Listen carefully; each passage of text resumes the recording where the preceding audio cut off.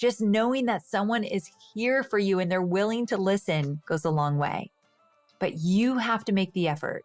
Don't wait till the friendships come to you. I promise you it will pay dividends for a lifetime if you actually make the effort. I think these friendships are so important. I'm Amy Porterfield, ex-corporate girl turned CEO of a multi-seven-figure business. But it wasn't all that long ago that I lacked the confidence, the budget, and the time to focus on growing my small but mighty business. Fast forward past many failed attempts and lessons learned, and you'll see the business I have today. One that changes lives and gives me more freedom than I ever thought possible. One that used to only exist as a daydream. I created the Online Marketing Made Easy podcast to give you simple, actionable, step-by-step strategies to help you do the same. If you're an ambitious entrepreneur or one in the making who's looking to create a business that makes an impact and a life you love, you're in the right place, friend. Let's get started.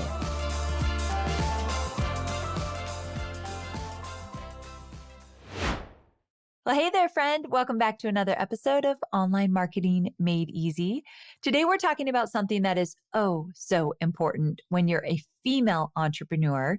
I mean, it's important for the gentleman as well, but I can only speak from a female perspective. So that's what you're going to get today. And we're talking about friendships. To be honest, I never really realized how much I needed them and cherished them until somewhat recently. And the reason for that is entrepreneurship, as we've said many times, it can be really lonely. Long hours, stress, challenges coming at every angle. And it's enough to make someone feel a bit isolated, right? I'm sure you've been there. I have absolutely been there. But here's the thing. I firmly believe that you should not go through entrepreneurship alone. Building a community of fellow entrepreneurs who get what you're going through is key. And having that support system can make all the difference, especially when things get really tough. And unfortunately, they will. So in this episode, I'm going to share how and why I'm prioritizing friendships in my life, even though sometimes I feel like I have no time or a million plates spinning in the air. And I will say, because I'm married and I'm married to a retired man, Hobie would like 100% of my time. This is something I actually wasn't really planning on talking about in this shorty episode, but he would just love to spend all his time with me. I feel very lucky about that. I love spending my time with him. He's my number one guy. But what I had to do is I had to sit him down and say, look, I know I work a lot. I work way less than I did just even years ago, but still I work and he doesn't. So that's very different. And I said, I know I work a lot. So let's say 9 a.m. to 6 p.m. every day, weekday, except Fridays. But my point being is that some of that time when I'm not working, I need to pour into my female friendships. And that means that he doesn't get that time with me sometimes. And I explained to him why it's so important and why it's important to have female friendships that are in the same industry as me or who are building businesses, because there's just unique things we talk about that I can't necessarily talk to Hobie about. And talking to your husband or your partner is different than a really good girlfriend. It's just different. It's not better or worse, but it is different. So I had to let him know that I need to make time for our marriage and have the time together. So important to me. But I also find value and importance in my female friendships, and I need to pour into them, because one thing I'm going to talk about is if you don't make the effort, those friendships aren't going to make the effort with you either. So actually, I've got a story about that I'm going to tell you right now. A few years ago, Jasmine Starr and I started texting each other pretty regularly. We were new friends and we got into this voice texting habit, not super consistently, but it just kind of started organically where we would send each other voice text.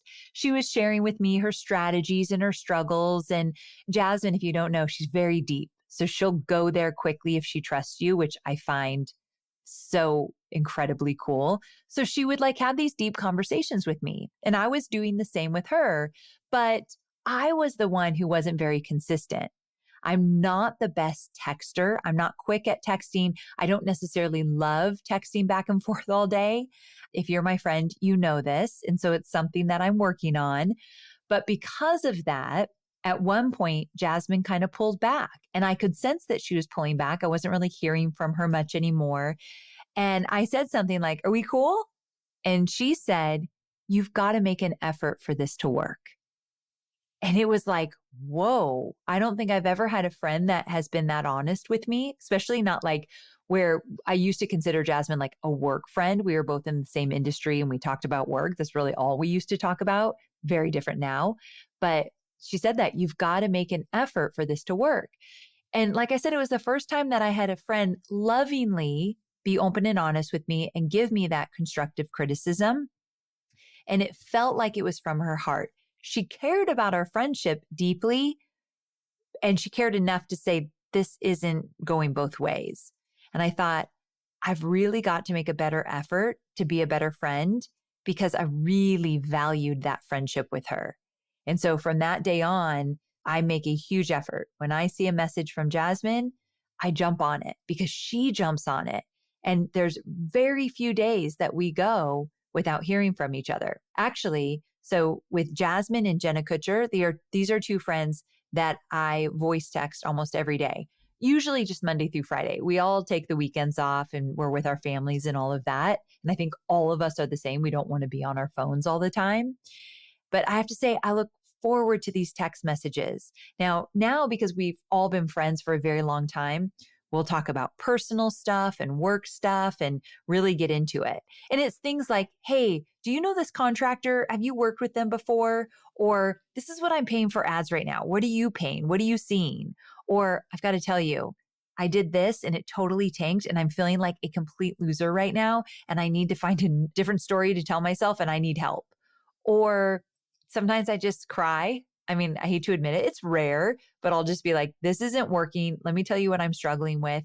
Or we just celebrate with each other. Like if something great happens, big or small, we are each other's biggest cheerleaders. And what's really sweet is I know about these girls' marriages, not like the super intimate stuff. We're really respectful of our independent relationships, but I know Drew and JD very well.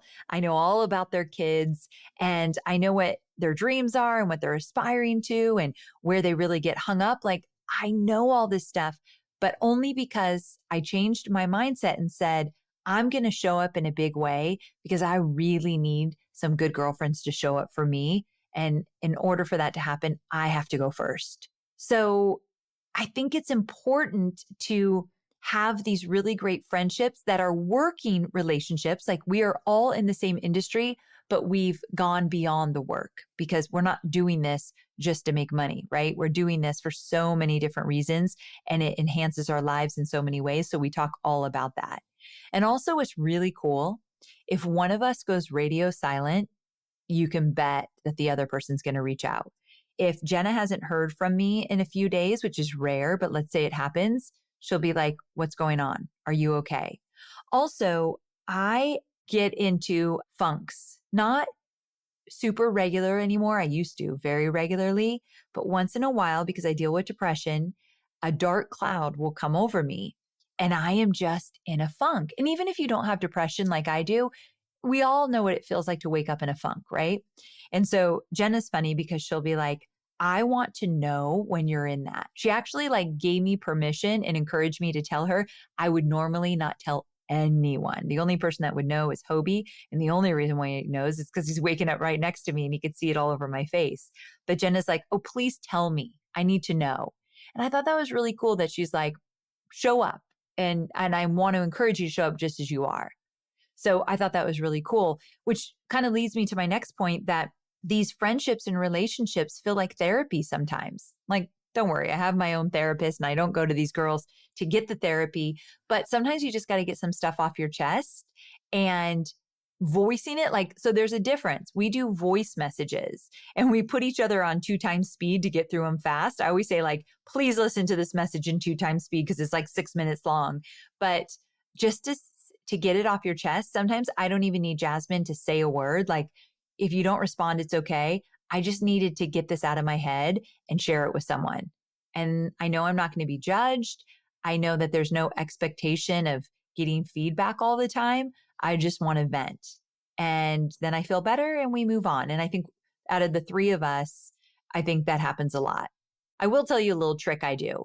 So to be a better friend, I need to know what's going on in people's lives. So obviously I have friends beyond just Jenna and Jasmine.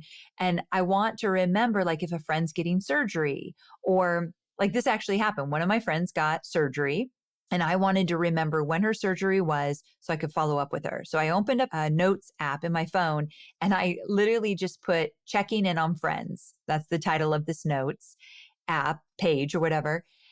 And then I put in reminders. So I want to remember, and I could put this into my calendar, but I don't because I'm pretty good at just checking my notes app once a week. And I'll say, oh, that's right. So-and-so's getting surgery this week. I want to follow up on Tuesday. Or another one of my friends went on a spiritual retreat and I wanted to ask him how the retreat went. So I made a note of when his retreat was over. So I'm never going to remember this stuff if I don't put it in my phone. And I just check in on my notes app. And then if I do want to remember on this date to do that, I'll just put it in my calendar if it's super important or I think I'm going to forget. But life gets busy and our friends' lives are full and they're doing a lot. But I think checking in on our friends around important things that are going on in their lives, like Jasmine will say, I can't believe you remembered that. You are showing up as such a good friend. Now, she knows my goal is to be a better friend. Like, friendships and relationships is my word of the year. Relationships is my word of the year. Personal word of the year for 2024. Jasmine knows this. So she'll like point out when I'm being a good friend. I mean, is she not a great friend or what? That's really, really sweet. But I like the reinforcement. So if you take one thing away from this shorty episode, it's that you can't wait for friends to find you. If you're the type of person like me who needs those female friendships, it's okay to be the instigator. This goes for the gentleman too. I know that it's often harder for men to put themselves out there and initiate a friendship with another man, but also for the fellas that are listening, DSD, do something different, make the first move with your guy friends and reach out because it makes a huge difference. And it doesn't have to be about business all the time either. You can make female friendships just for fun, right? The reason I'm focused on people in business is because I have girlfriends that don't own their own business. Some of them are stay-at-home moms. I do not talk to them about the same things. Even with Chloe. So you all know that Chloe was my right hand for 7 years in the business. She's still my best friend and she is really good at business. She hasn't lost that just because right now she's focusing on being a mom. She's got a 10-month-old and she's really in her mom era right now, but she still has all of the knowledge and online marketing savvy, but I don't talk to her about the business. Very rarely, I should say. And not because she can't offer value, it's because she's not in that mode right now. And I don't want to suck her back in and be like, let me tell you a challenge I had with a webinar this week. Like, she'll listen and she'll probably be interested and have some insight to share, but that's not where she is right now. So I want to respect that as well. So that's another thing. I'm trying to like really meet my friends where they're at and have beautiful relationships with them, whether we're talking about business or not. So I don't think every friendship you should have is someone who's in business. I just want to point that out. That's just the focus of this shorty episode. Okay. Real quick though, I do have a funny little story to tell you. So Hobie and I were at Jen Gottlieb's wedding in Miami. And this is going to sound really weird to some of you. So just stay with me here. So we were at Jen Gottlieb's wedding and her grandma had on this really amazing glittery gold hat. It's actually called a tam tam. You can look it up. It's like a beret. And this woman, I think she was in her 80s and she was so cool. So I was sitting at a table with Lori Harder. She owns the company Glossy, which is a product I love and I'm going to start talking about on the podcast more. More on that coming soon. But Lori owns Glossy. And then Lindsay Schwartz was at the table as well. And she's from Powerhouse Women. And the three of us girls, we were joking how, oh my gosh, we need one of those tam tams. Like, we need one of those glittery, sparkly gold berets. And we were just, okay, they were probably drinking a little and we were laughing about it, but I might be aging myself. But do you remember that movie, The Sisterhood of the Traveling Pants? It's all about four girlfriends who hatch a plan to stay connected with one another by passing around a pair of secondhand jeans. And it just so happens this pair of jeans fits every girl perfectly, even though they're all like different body sizes. So they're like these magic jeans. And when they wore the jeans, it gave them this incredible confidence, like they could do anything. So they would literally mail the pants, the traveling pants, to whoever needed them the most. And so at that dinner, we thought, we need to do this with a Tam Tam. So we went back home. We found one online. Actually, Lindsay did. And she sent me a Tam Tam during my DCA launch. She said, I want you to have this for your DCA launch. It will give you a little extra confidence, a little extra courage. And guess what? I happen to have my best launch ever. I don't know if it was the Tam Tam, but I'm going to say it was kind of the Tam Tam. And so I put it on, took a picture. Listen, I'm not walking outside with this, but I took a picture and I sent it to the girls in our group. And I said, okay, I've got the Tam Tam. Thank you so much. I need it for my launch. And then right after my launch, Jen Gottlieb had a book launch happening. So I sent it to Jen and she took a picture with it and sent it to our group. Her book became a bestseller for the record. It did really, really well. And so now it's her turn to mail it to the next girl in our group who needs a little extra courage. Yes, I know this sounds silly. I know I'm a 40-something woman telling you about a traveling Tam Tam. I'm aware of that. But also, we got to remember that friendships are fun and it can't be all serious all the time.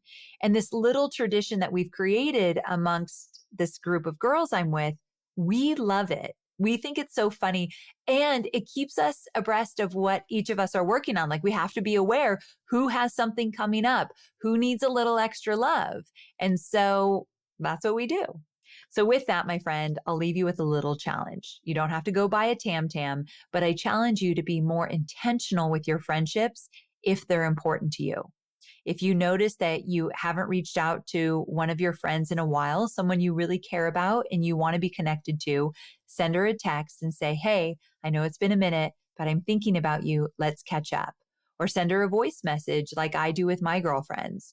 Or just say, hey, I'm thinking about you. What's one thing that I can support you with? What do you need help on? What do you want to talk about? Is there anything that's on your mind? Like, I'm here. Just knowing that someone is here for you and they're willing to listen goes a long way. But you have to make the effort. Don't wait till the friendships come to you. I promise you it will pay dividends for a lifetime if you actually make the effort. I think these friendships are so important. So I hope you loved this shorty episode and found it valuable. I might just need to post a quick picture of my Tam Tam when this episode comes out. So when you see me in a gold Tam Tam, you'll know why.